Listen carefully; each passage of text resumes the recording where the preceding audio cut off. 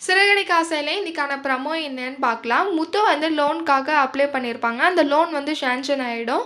அப்ப வந்து 1 காரா இருந்தது 2, 3 காரா வாங்கிட்டு டிராவல்ஸ் வச்சுருவாங்க.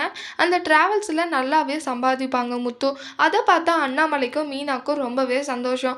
இப்படி படிச்சவனுக்கும் படிக்காததுக்கும் இதான் வித்தியாசம். இருக்கிற திறமைய வச்சு முன்னேற தான் பார்ப்பான். அப்படின்னு அண்ணாமலை முத்துக்கிட்ட சொல்றாங்க. ரொம்ப பெருமையா இருக்குடா முத்து. நீ இதே மாதிரி நல்லா வருவ அப்படின்னு சொல்லிட்டு அண்ணாமலை வந்து முத்துவ என்கரேஜ் பண்றாங்க. முத்துவோட டிராவல்ஸும் நல்லாவே போயிட்டுருக்கும். நல்லாவே காசு சம்பாதிப்பான் முத்து. அப்ப வந்து நெனைக்கிறாங்க, நான் இன்ன வரைக்கும் அம்மாக்காக எதுவும் பண்ணல. அதனால நான் டைமு நகை வாங்குறேன்னு சொல்லிட்டு மீனா கிட்ட சொல்லுவாங்க. சரிங்க தாராளமாவே பண்ணுங்க அப்படின்னு சொல்லிட்டு மீனா சொல்லுவாங்க. அதுக்கு போயிட்டு ஒரு நகை எடுத்துட்டு வந்து குடுப்பாங்க அவங்க விஜயா கிட்ட.